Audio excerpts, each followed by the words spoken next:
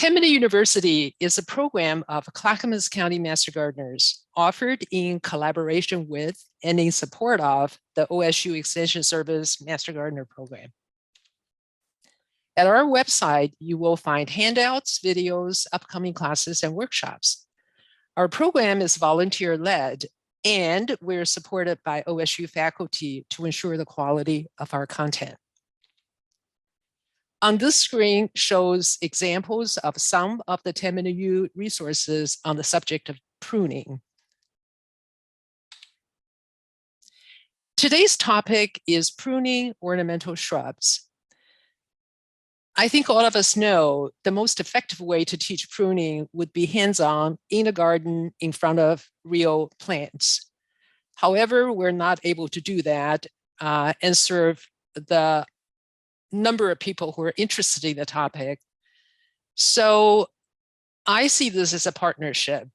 I offer ideas and you put them to practice, and together I think we can achieve a lot. These are the objectives I have set for you. By the end of the hour, I hope you have gained a deeper understanding of what pruning can do and its limitations, the types of pruning cuts, timing, how to tackle a congested shrub, how to stimulate flowers and foliage, and a last resort called radical renovation when everything else fails. And I've organized this presentation into 10 tips. And here is an overview of what we're going to be covering. I'll be talking about spacing. When do we really need to prune? The role of dead wood and the importance of removing them. How to open congested center in a variety of shrubs. How to thin plants in order to see through. And the proper way to use heading cuts for abundance of flowers and foliage. And address the question of the best timing for pruning based on what you want to achieve. And I'll cover shearing and what to do when you're stumped. And finally, a radical last resort solution. And before we get into actual plants and how to prune them, I want to throw out something that I think a lot of gardeners are interested in, and that's the question of whether we should clean or not clean the pruning tool, and if we do clean, what kind of material should we use? If you are, if you're establishing the way you clean the tools and it works for you, don't worry about it. But if you have a question, here is a resource on the bottom of the page.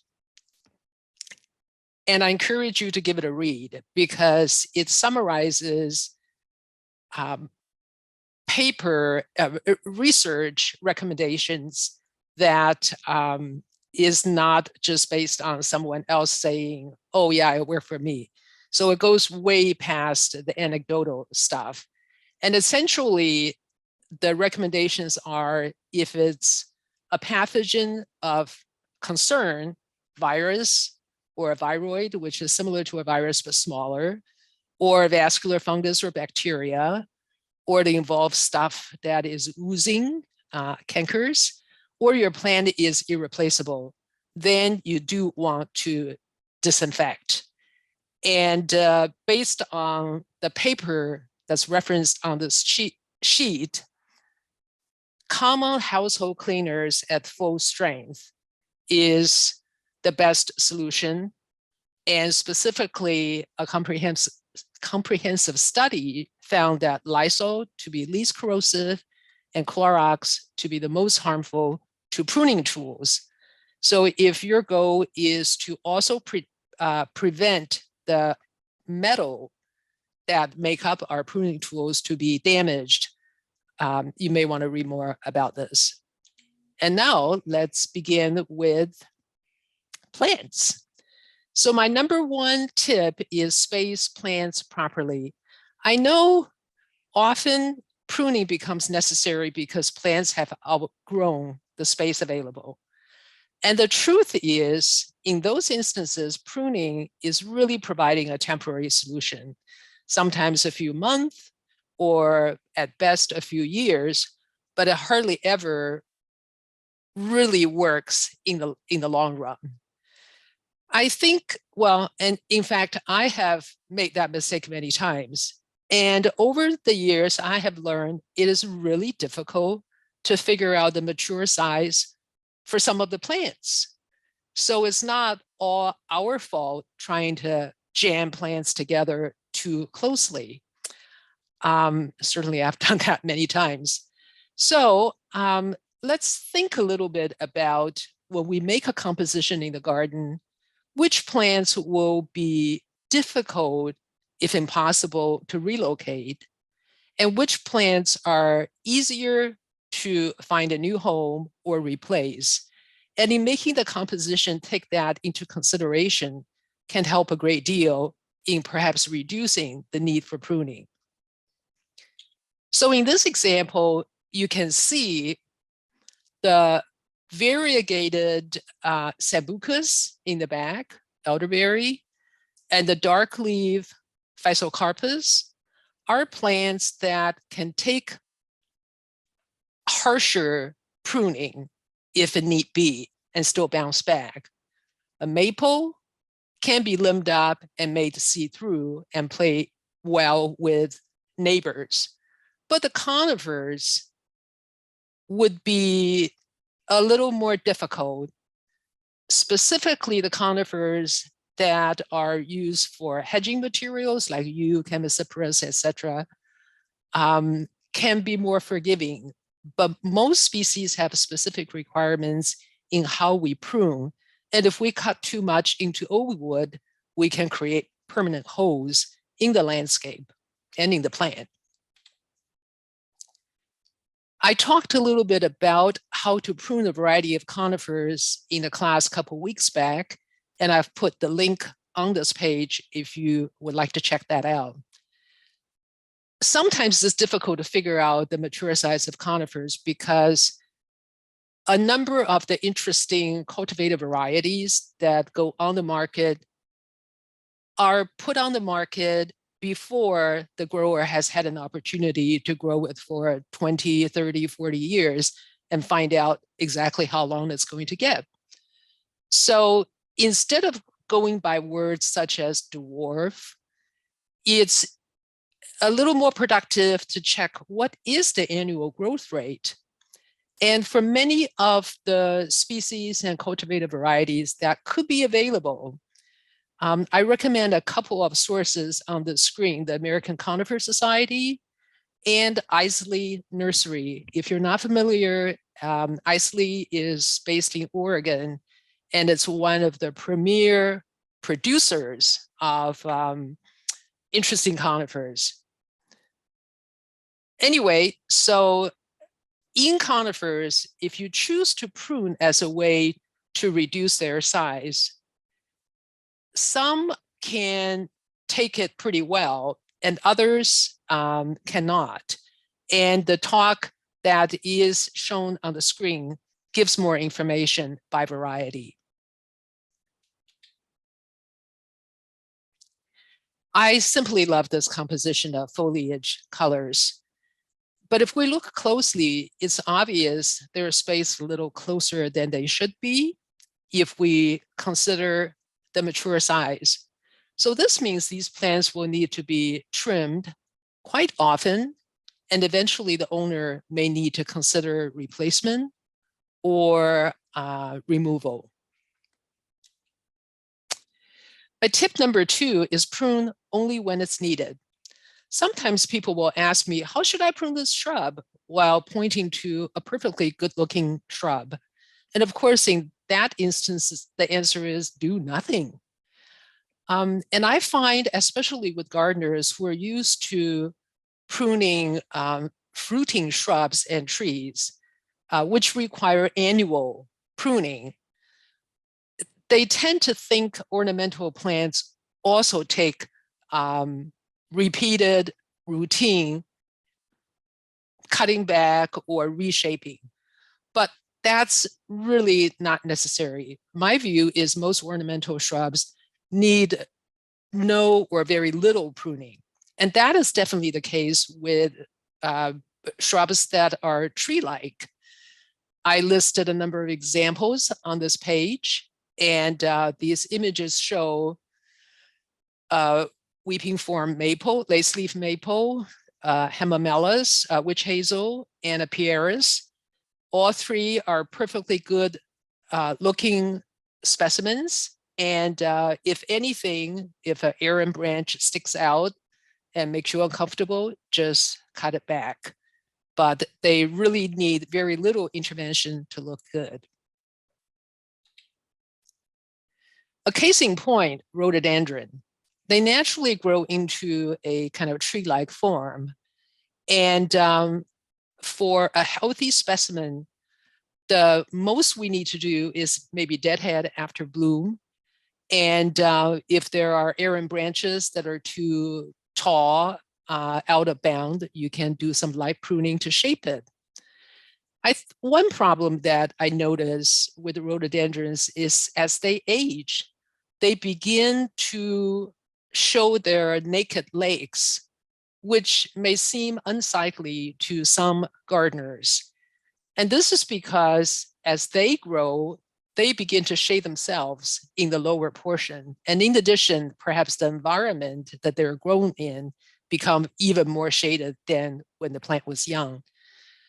So the solution, if you're so bothered by an old rhododendron and the bare branches, you could do something that's called radical renovation, which is cut it to a very, very low framework and let the plant regrow.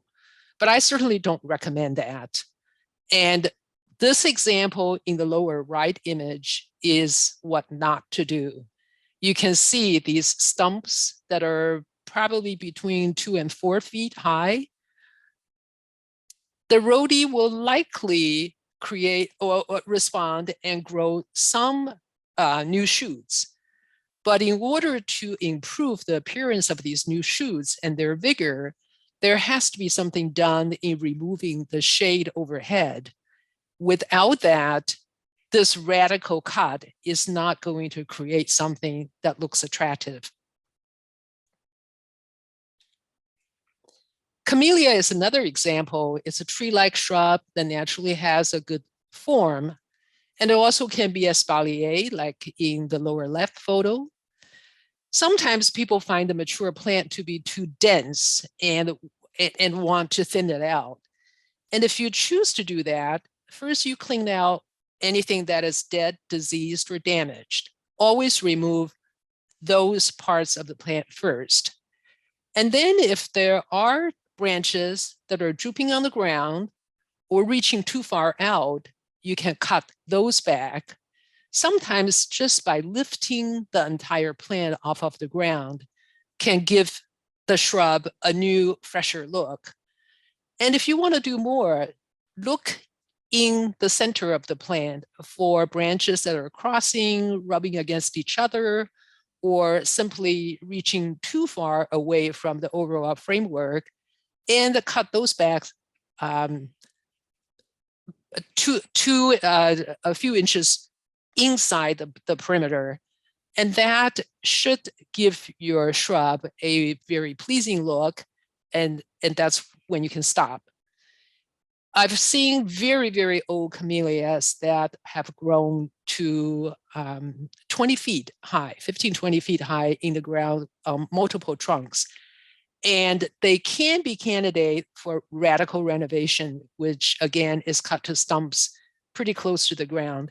And I'll talk more about that toward the end of the presentation. Now, barberry is another group of plants that are common in many gardens. And some of them don't need intervention like admiration. It just stays in a neat shape. And some can get bigger and wider perhaps than the gardener wand. So if you want to tackle a mature barberry in order to make it look tidier to your eyes, consider these 3 steps. So the first one is you can thin by removing the canes using cuts close to the ground. So for example, in this barberry, the orange rocket, you can find a branch that you don't want, reach all the way toward the center and make the cut there. And that would make a good thinning cut. You can tidy the plant further by removing the branches that are too far above the others. And in that instance, simply trace the branch a few inches into the center, but not all the way down, and remove it there. And you can also lift the plant by removing the branches that are pointed to the ground or on the ground. And these 3 steps will give you a plant that looks much nicer and harmonious in the landscape. So let's quickly review how to make cuts. When we cut a small branch, make a straight cut that is perpendicular to the branch. No longer the angle cut that has been preached for decades. And I think all of us have become accustomed to this angle cut. But the current recommendation of making a straight cut perpendicular to the branch is because that leaves the smallest wound. And the size of a wound is the biggest concern in damaging that we can make from pruning to a plant. And I show a publication, a reference here, which would allow you to read more on your own. And if we are cutting a large branch, which it would be pretty probably uncommon in pruning shrubs, you want to make it in 3 steps. So first do an undercut about 12 inches away from the joint. And then the second cut is to remove the weight of the branch. And then the final cut is to clean out the stub. And make sure the final cut is outside of the branch collar. And your angle of the cut will give you a round wound instead of an oval wound. So now I go on to tip number 3, and that is remove dead wood. You might have heard expression in previous pruning classes. The instructor will say, remove the 3 Ds. And the 3 Ds stand for dead, diseased, damaged. Take them out as soon as possible to help keep your shrub healthy. Speaking of dead wood, my first hands-on pruning workshop involved a weeping form of a long neglected shrub willow. So picture these plants, they're very vigorous growers. And in the weeping form that has, on a shrub that has not been tended for years, it has this deep shade of an umbrella of branches, some live, ones on the exterior are live, and a lot of dead, the ones more toward the center. Dead wood galore. And the only way to do a good job in dealing with that plant was to crawl underneath this big umbrella of branches, check every one of them, take out the dead ones. And it was a really messy job because the whole time I was in there pruning, the debris was raining on my head, and it was very unpleasant. And it took a long time because I had to check every branch and figure it out. But when it was all done and I crawled out to take a look, I was absolutely amazed how the congested mess had turned into a graceful, elegant being. I could not believe it. So moral of the story is remove dead wood first. Yes, it's important for hygienic reasons, but really in improving the form of a plant, sometimes just doing that alone will do the trick. Well, how do we tell dead wood apart from live ones? Often the branch is brittle. You put a little weight on it, it breaks on its own. If you scrape below the bark, the cambium layer is not green. Usually it's kind of darkish or tan color. The wood has a different color. Usually it's more brown as opposed to green. And you're not likely to see leaves, or you see dead leaves and the buds look dead. So there are plenty of visual cues, but I found the easiest is just hit it lightly with my pruner, and dead wood usually will just break on its own. Tip number 4, open up congested center. So this picture is a spirea I found in my neighborhood, and I think it looks awesome. Look at all those branches clustered together. I mean, this plant obviously is vigorous and but needs some opening up. So when we open up a congested plant, the main ideas to remember is you want to get as low to the ground as possible. Because if you look at the branching pattern, you can see if we make a cut close to the ground or at the ground level, that would be equivalent to probably 10, 15, 20 cuts if we tackle the plant from the upper layer. So always begin with bigger, lower cuts. And if we want to open up a plant, we want to use thinning cut. So look at this illustration here. Thinning cut is also called removal cut. And you take a branch, you trace it to the point of origin and make the cut there.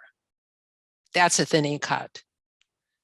In contrast, if we take a branch and we make a cut somewhere in the middle or anywhere below the tip, but not at its origin, we're making a heading cut.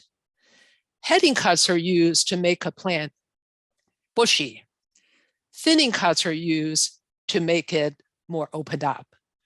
So in this instance, we have a congested plant and we want to open it up. Use thinning cuts.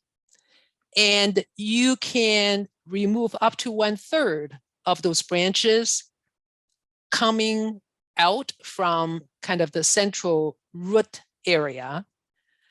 And you want to give priority to removing those that are low, such as the ones on the left here, obviously not very productive, and on the right. And the ones that are really arching and going way out, super exuberant, you want to take those out. So after you have removed some of the branches at the low level, then you can step back, take a look at the plant, and see if you want to remove some more branches higher up, perhaps the ones that are crossing, rubbing against others, or there are some shoots that are way up, super vigorous, you can shorten those. I hope this is making sense so far. And this approach of going low, looking for some branches to cut, and then moving up into the higher layer of the shrub, apply to those shrubs that grow into a mound. So on this picture, you see a number of examples. And try to pick one, perhaps one that you have in your garden, and think about how you might tackle it by looking into the center of the plant where all the stems are coming from, and try to find something that is particularly woody, means old and less productive, or something that you simply want to remove in order to reduce the number of stems, and how you might do that.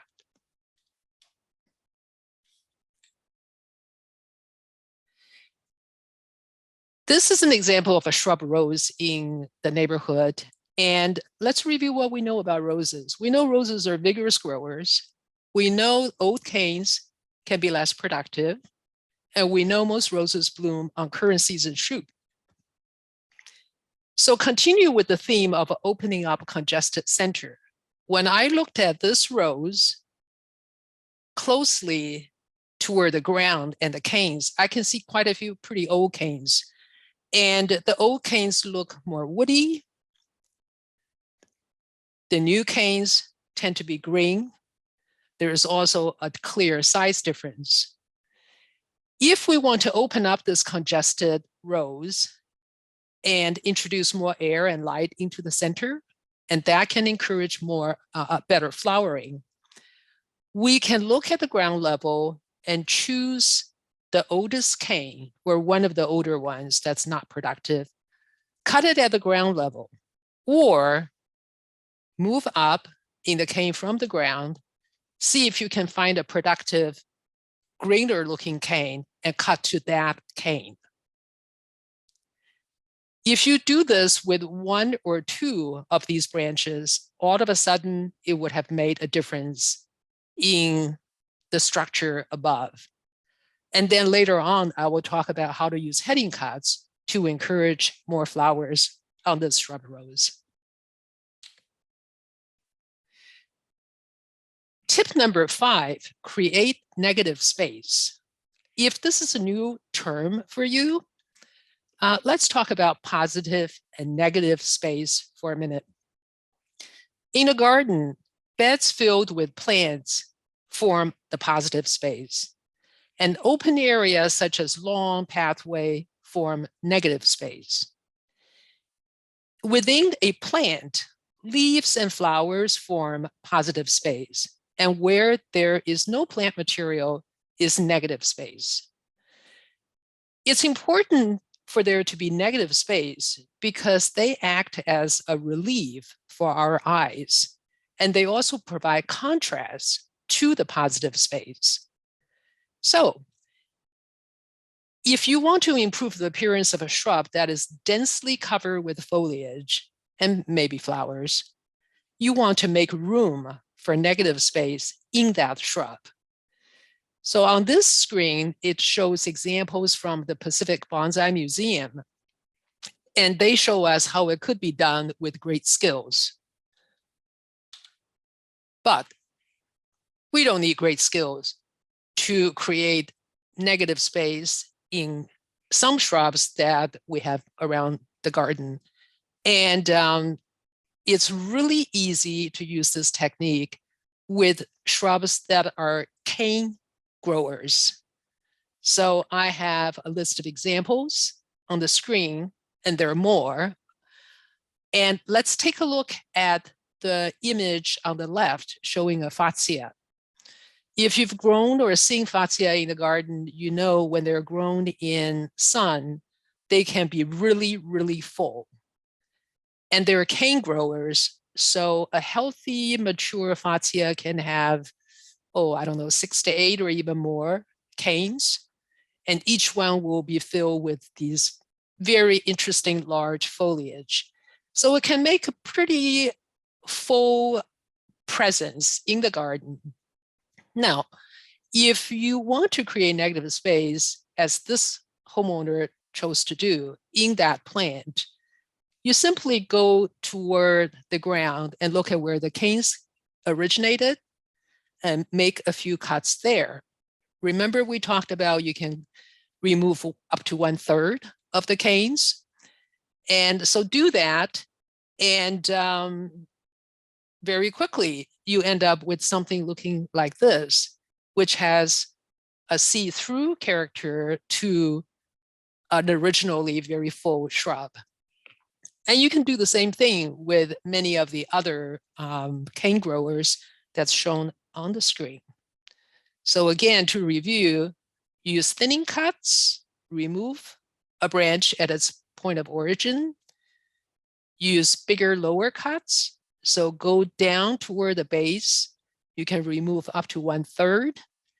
And when you're done with the bigger removals, step back, look at the plants and see if there are crossing branches, anything that you want to take out in order to improve the appearance. These two pictures show the same plant, Mahonia charity is the cultivar, grown in different ways.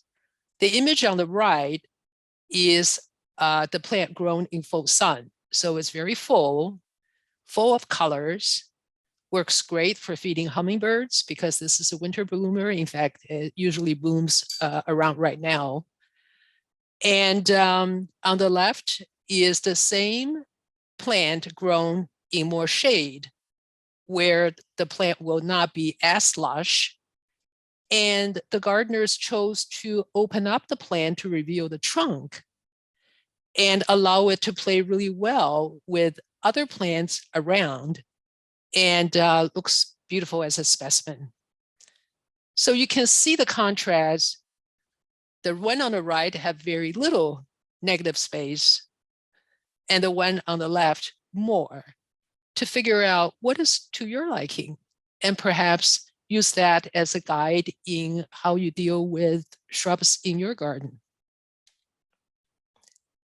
Again, the same plant, a variegated rhamnus, or I think it's a buckthorn, grown as a hedge, more full, created using mostly heading cuts, as opposed to a specimen shrub using mostly thinning cuts and shaped more tree-like. So even in the same plant, there are options in terms of how we prune to shape it and work it into the landscape.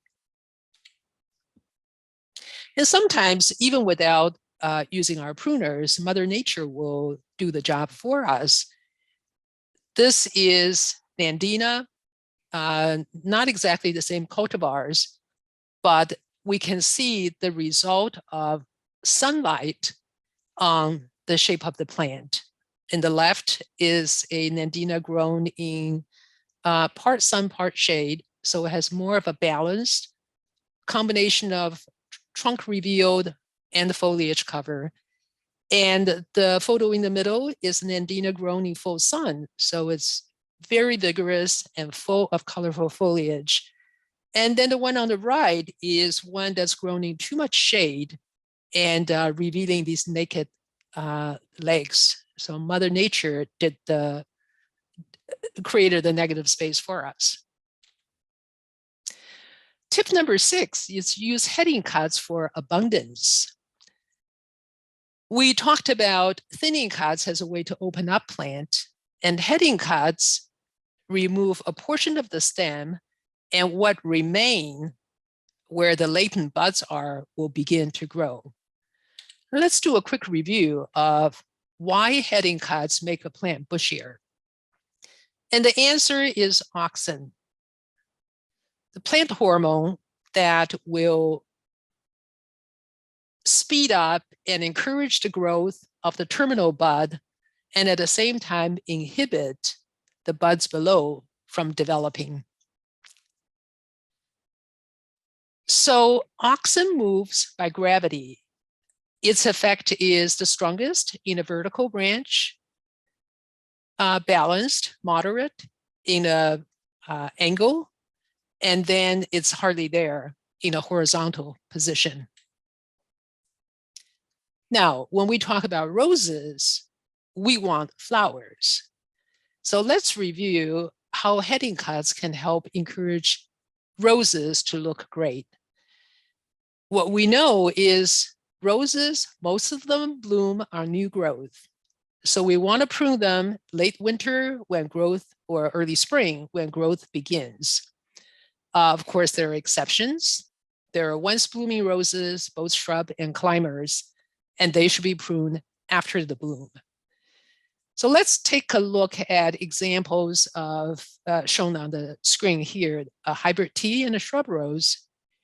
We want there to be young enough canes, which will be more productive. So the first step is go low near the ground, remove old canes that will make room for young canes or newer canes to develop. And you can do this to up to 1/3 of the old canes. Once you have done that, then take a look for crossing weak branches that may exist, and you can remove those because they're not going to be as productive. Most experts recommend with tea rows and shrub rows, save 5 to 6 canes, and ideally they radiate from the center to form sort of a vase shape. And from those canes will come the new shoots to bear this year's flowers. With those canes you keep, you want to head them back. By that, I mean make a heading cut to an outside bud. And with hybrid tea, grandiflora, you can cut the canes as short as 12 inches to 18 inches. And with Floribunda, you can cut them anywhere between 1 and 3 feet, or the height of your choice. And I say that because a rose is programmed to grow, let's say 1 to 3 feet in its new shoot every season. Where you have the rose kind of determines, and how you want to enjoy it, kind of determines how tall you want your flowers to be. I have some roses that I grow more in the back of a border. So I want the flowers to be more at 5 to 6 feet height. And therefore, I'm not going to prune back the framework of the canes quite so low. But for the roses that I have in the front of the border, I would choose to cut them shorter, perhaps to about 12 feet above ground. And the flowers will then get to 3 to 4 feet height and easy for me to enjoy.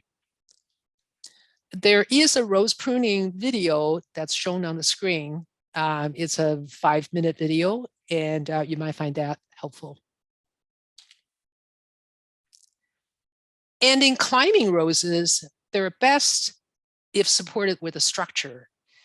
And if you use a structure, it's important to bend the canes. So as shown in this illustration in the upper left, you want the canes to be at roughly a 45-degree angle, and then moving toward a 90-degree angle. So remember the way oxen works. What we're doing here is to position the canes in a way to minimize what oxen can do. And at the 90-degree angle, oxen cannot do anything. And that means there's no control in these side buds from developing. And the more buds, the more flowers we're going to get.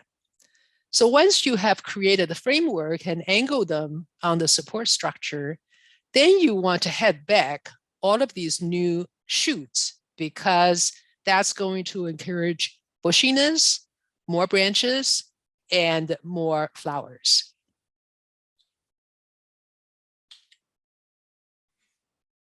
There's no message with this slide. I just want to show you how beautiful this combination of rose and clematis look. Now, some plants, we appreciate the foliage. And on the screen is, you're looking at the golden spirit cotinus. So we just talked about heading cuts will stimulate growth. And in this instance, because we prize the foliage of this golden spirit smoke shrub, we want to use heading cuts in order to encourage lots of new shoots and a lot of new leaves. And we will want to do this in early spring as growth is beginning.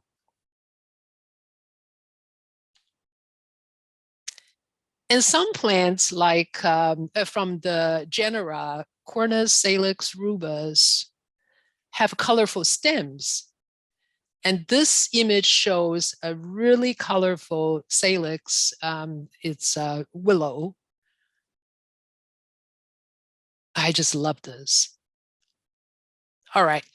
So the reality is these colorful stems have their best color, the best look when they're new, which means that they're 1 year old.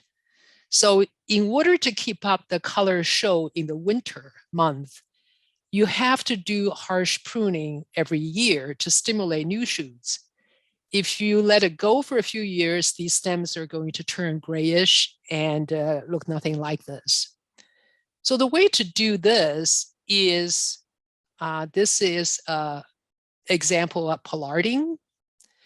So it's done by creating a framework in this willow shrub to the structure you want, and then repeatedly cut back the branches or the new shoots at the beginning of the growth season every year. If anybody in the audience grows grapes, this would sound familiar to you because that's how we prune grapes. And using the same idea, cutting really close to the ground for the annual new shoots is called coppicing, and this is called pollarding. So this is a winter scene with the colorful stems on the structure. And when the growth is beginning in early spring, all the colorful stems are removed. And this is what you have as the framework. So we see, begin with a plant, grow the trunk, develop the framework, the structure you want, and begin to cut back the new growth close to a point near the top of the structure year after year after year. And that will cause the development of the swollen area from which new shoots will come every year. I know this looks like plant torture, maybe to some people. And my understanding is pollarding and coppicing were developed hundreds of years ago in places where people are in need of firewood and or weaving materials for baskets. And that was their way of getting materials without killing the plant and be able to reap an annual harvest.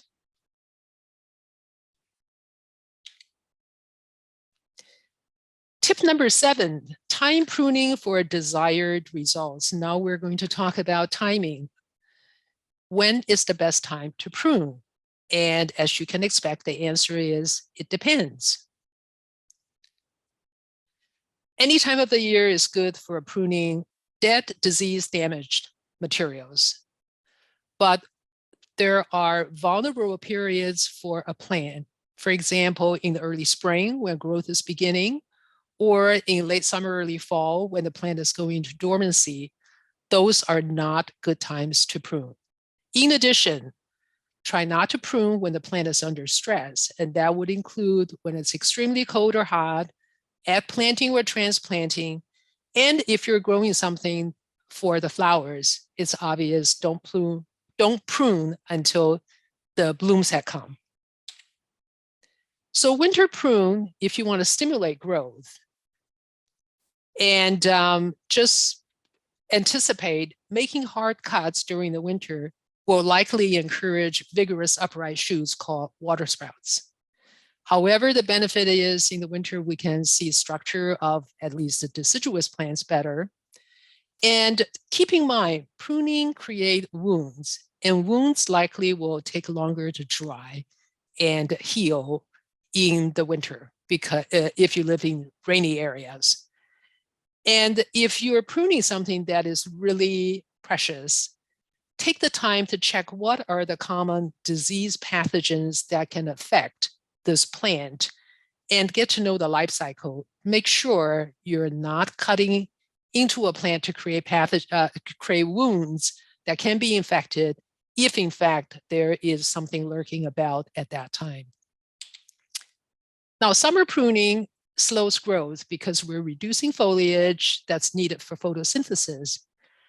Too much reduction will weaken the plant, but it is a good time to prune varieties that are vulnerable to pathogens. So again, check common disease pathogens that may affect your plant. And this is something that master gardeners can help you, and choose your best time to prune accordingly.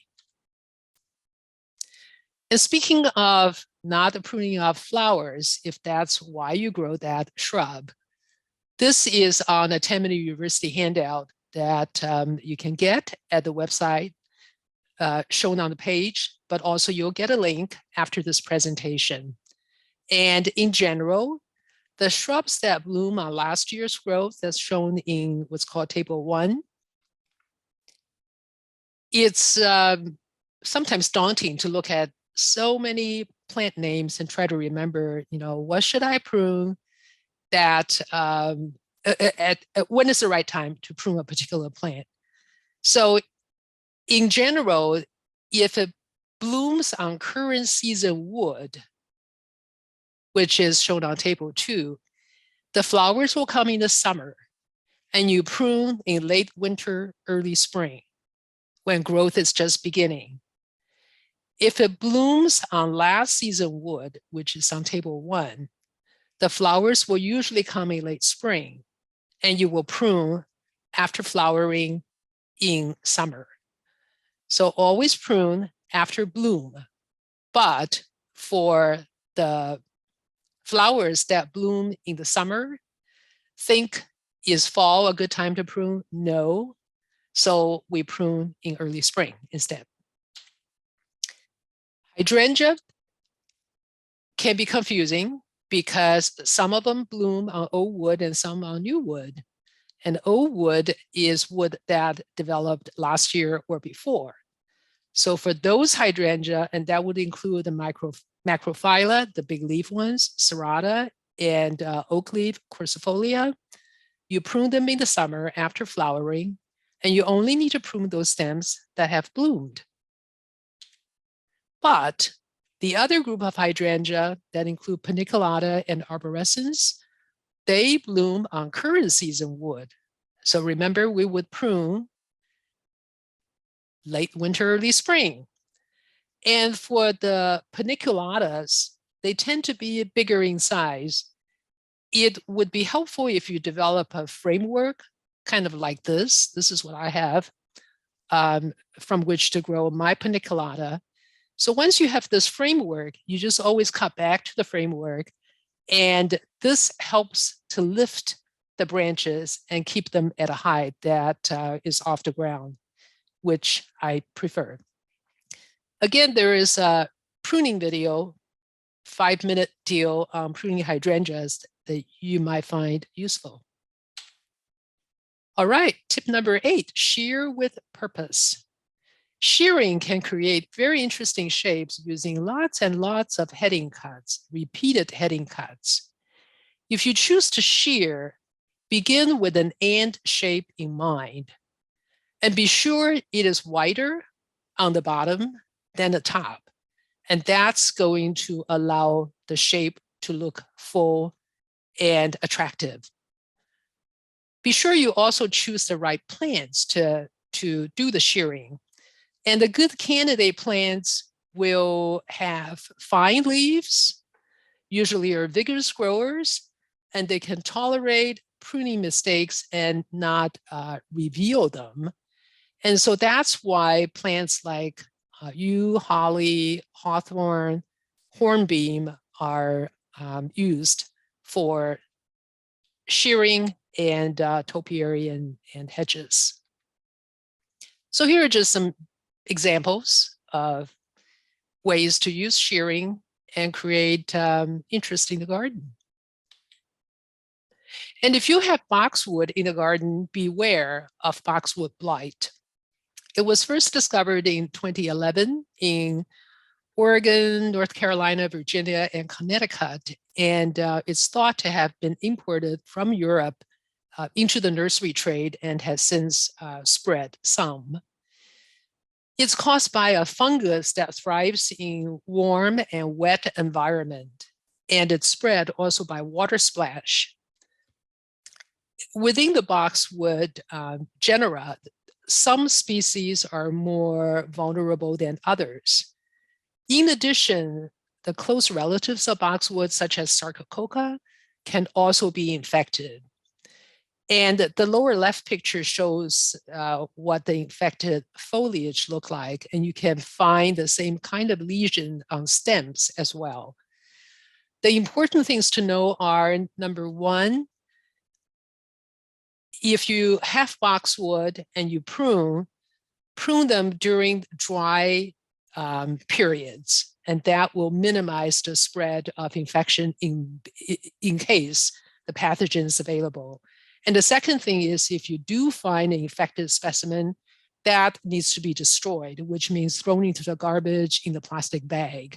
It's not to be composted because the pathogen has been shown to stay alive in anything organic for multiple years.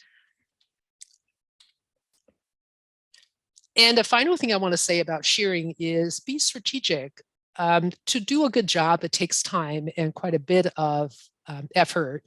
So like in this image, I think that one sheared plant just make the picture pop and has such a big impact. So think strategically about how you might use a shear shape to really create interesting scenes in your garden. Okay, number 9. Do you ever feel stumped? I do. I look at a plant and I think, what am I going to do to improve this? And I want to encourage you, even when you feel stumped, do something. Because once you start going, at least for me, I find inspiration and I find new ideas just pop into my head. So instead of just stand back and do nothing, consider doing a few things. Keep a pruner in hand, and if you have a Medusa head like this, it's obvious, we know, grab the long shoot, reach out toward the center, a few inches under the perimeter, and make a cut. And if you keep doing that, maybe some new idea will come up. And if you get rid of all of these little errant branches, the plant will have a new look and you'll feel happier and inspired. And if you have a congested mess like this, we've talked about get close to the ground, look for the oldest canes, cut 1 or 2, and all of a sudden the plant will look very different. And if you have something that is too big for the space, I do not like this look, but it certainly is a solution if relocation is just not feasible. And this is my final point. Get radical when all else fails. And by radical, I don't mean make these shapes out of conifer and maple. Instead, I mean start a plant over by cutting almost to the ground to a very low, uneven framework. And this is where I recommend Cass Turnbull's book called Cass Turnbull's Guide to Pruning. You can easily find it by putting it into the search engine. Cass Turnbull is no longer in this world, but she started an organization called Plant Amnesty that's based in the Seattle area. I've heard her speak, and she has a very wicked sense of humor, and that comes through in her book in the way she describes pruning challenges and solutions. And it's one of the first books I read to learn about pruning. And if that's something that you might enjoy, give it a try. Okay, so this is when we can consider radical renovation. The conditions are you only do it to plants that are healthy and very well established. You only do it if the plant has plenty of light for regrowth. And you do it when growth is just beginning, usually in late winter, early spring. And finally, you need to keep up the watering for the first year. You don't fertilize, you keep up the watering, you really need to take good care of it. And there are risks involved. You can lose flowers from 1 or more seasons. Your plant may die. from the stress. And it will work better in general with the cane growers and less reliably with the mounding types.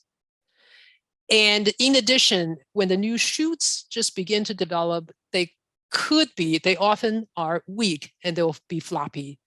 So it is a many-year process of basically regrowing a plant. But when all else fails, it is something that may be worth a try. And I'm going to share with you two case studies. The first one is an old lilac. And this is at Fort Vancouver Historic Park in Clark County, Washington. Stand of old lilacs, they grow, one plant can expand into many canes, congested, and eventually the height becomes so great, the flowers are out of reach and it's difficult to manage. So my friend Rob Rosser is a master gardener volunteering there in the garden, and they tackled it by kind of giving it a moderate pruning for years, and it just was not satisfactory. So finally, they decided to do radical renovation. So let's review what we know about old lilacs. We know lilacs bloom best from pencil-sized stems, so pretty young stems. We know the old canes are less productive, and we know flowers can be too tall and out of reach. So the radical renovation is you cut a stem to just above the ground or to an uneven framework. The reason why an uneven framework is better is because the new shoots, in response to this very harsh heading cut, you want them to be staggered as opposed to cut everything to the same level and all of the new shoots will come out from a similar height. So you want to build in an opportunity for there to be some vertical distance between the origin of these new shoots. This is what, as a result, a couple of years after they did the radical renovation, lots of new shoots came out. They selectively thinned out the ones they don't want, kept the ones that are spaced in a way that is pleasing to them. And now the lilacs are flowering better, growing very well. Another example, laurel hedge.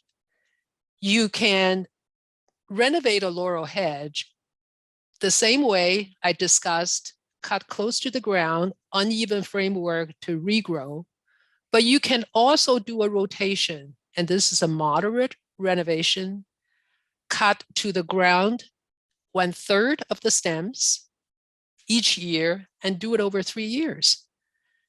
Where there is sunlight, laurel will grow new shoots, and it takes time to regrow the framework and the eventual hedge you want.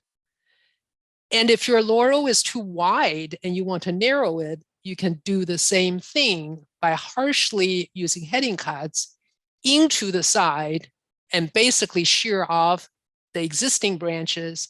And in that instance, you are nurturing a new network of thinner branches to support the new foliage. And from that point, you will simply shear annually to keep it up. So this is my final slide. Are these Nandinas good candidates for radical renovation? I would say no. Look at the bare legs and the thin foliage and the moss on the stems. That indicate a shady environment. And the plants don't look particularly strong to me. So remember, in radical renovation, plants have to be healthy and strong. There have to be plenty of sunlight to encourage new growth. And these are not good candidates. And with that, I'm going to put the resource picture on, but since you're not needing to take notes, because remember, you're going to get this in a follow-up email, I'm going to stop share and we'll go to questions.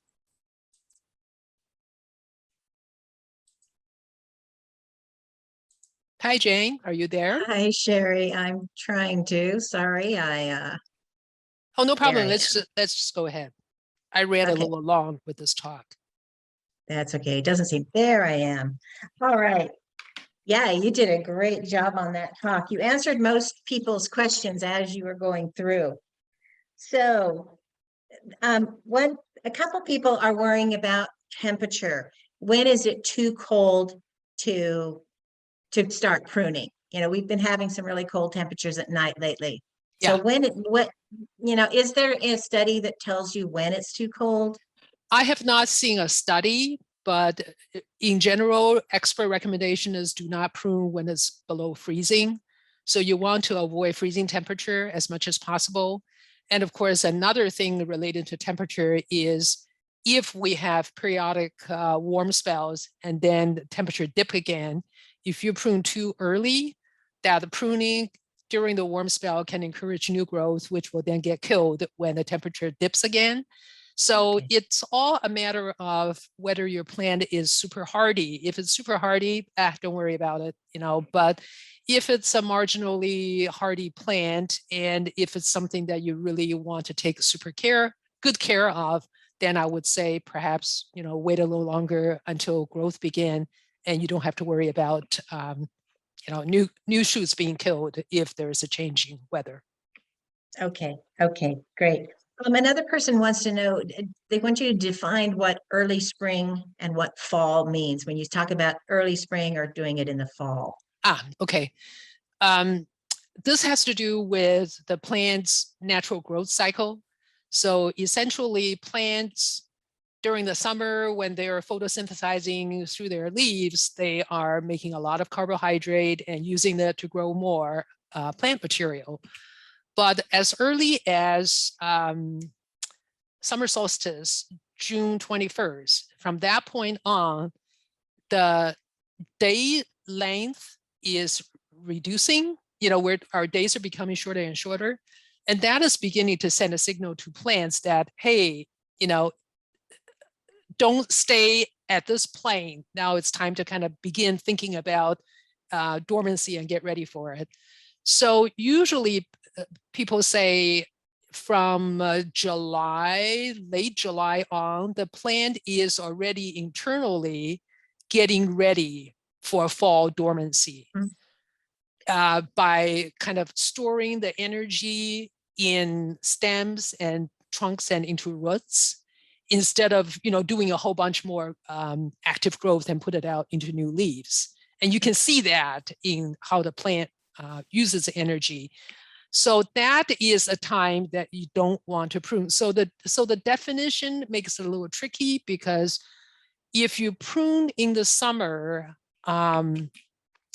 during the time, if you're pruning the summer, you're removing foliage, so you're weakening the plant. It's not able to make as much carbohydrate. If you prune when it's getting ready for dormancy, you interrupt the cycle of storing energy in the stems and roots because you're taking out stems and leaves. So it all goes back to, because if you go through this whole cycle, pretty much there's, like one day in the year that's good for pruning. Yeah. And of course, that's not realistic. So I would say, think about how vigorous your plant is. A vigorous plant can take, more gardening mistakes and still be okay. But if you have a plant that's really fragile, then yeah, you do want to think a little bit more about, how is this plant growing, and at which point is the plant in its life cycle, and do I want to add more stress to it? But really, the first question is, does it really need pruning? Because we Oh, definitely don't yeah. want to prune for pruning's sake. And, and the other thing is, what is your tolerance level? Because, some people want their garden and the plants to look really tidy, Yeah. but I Yeah. can allow things to go wild and touching and, whatever. And it's kind of okay, so it takes a lot more to irritate me, and I take the pruner out. So I think one thing that gardeners might want to take a closer look is inward in, are we being too picky? Are we really living in harmony with nature and just kind of let plants do their own thing instead of trying to dominate, what we want out of a plant. So long answer to a question. Having said that, that kind of goes into our next question. We had a couple people that have had trouble with, have dealt with landscape maintenance people. And one of them said that they've been pruned, for years. They've had the latent, and they want them to get back into the natural habit of, and how long will that take?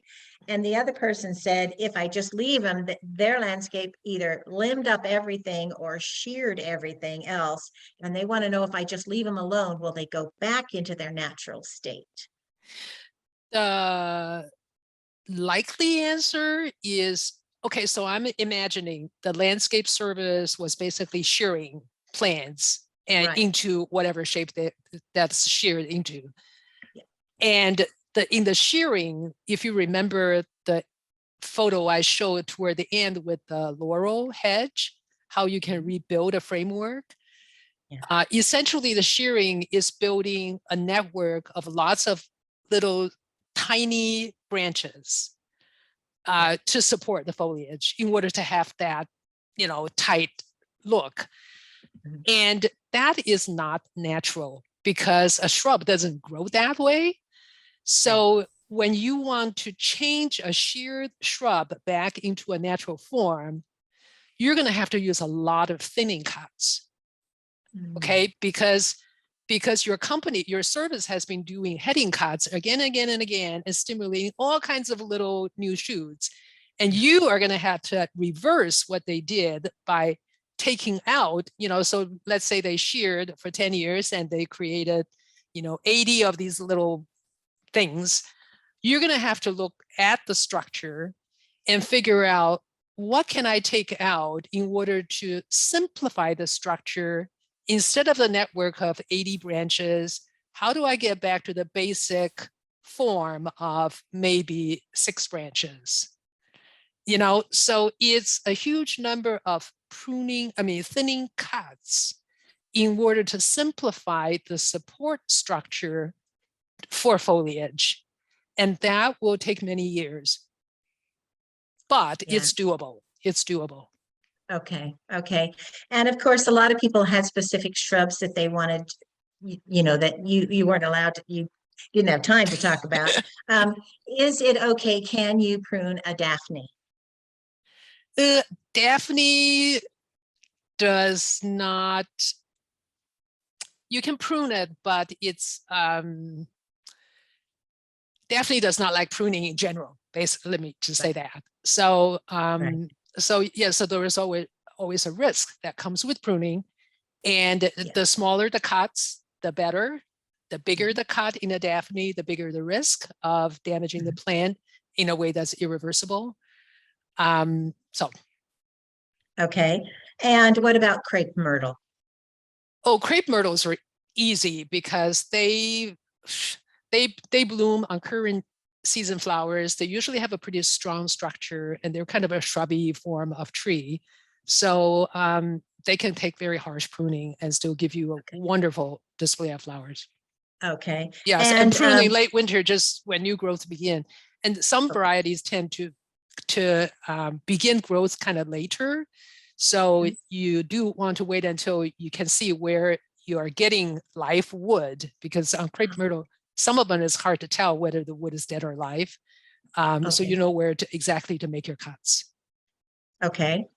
And the last one would be pruning a Japanese maple. Japanese maple? Yeah. If it's a regular form, it's like an ornamental tree. You can just follow the steps that I outlined in my talk on pruning ornamental trees. So you develop a good framework, from that framework to support the branches and the foliage. In many varieties of Japanese maple, the biggest problem is very narrow crotch angle, which means that the branches are connected in a way that's so narrow. And if you leave them alone, over time, they gain weight and eventually they can break in an ice storm or snow. And then you end up with peel bark, and it's basically impossible to repair. But if you're talking about a weeping form of lace-leaved Japanese maple, that's totally different. We still care about the trunk structure and the framework, but it's a smaller specimen. And I took a pruning class from a master Japanese pruner who specializes in Japanese maple. And I'll tell you what he says is the ideal way to prune. He basically prunes the maple in a way that no two leaves are touching. Wow. That's when he's done. So, so it's amazing to watch him work. And anyway, I had him come to my house to look at my Japanese maple. I was not as fastidious. I mean, you know, definitely there was some overlap, but it's good enough that when light is shining from behind the Japanese maple and you look at it, you can see the trunk structure, and you can, so it's trunk structure in a silhouette, but it has this fine layer of foliage, which allow the light to shine through. And that's the ideal way to prune it. Okay. Well, I think you ran out of time, but Patty did a really good job. She answered a lot of questions that people had. And once again, if they have any other questions, they can send it to the 10-Minute University email address that they will get in the mail shortly. So thank you, Sherry.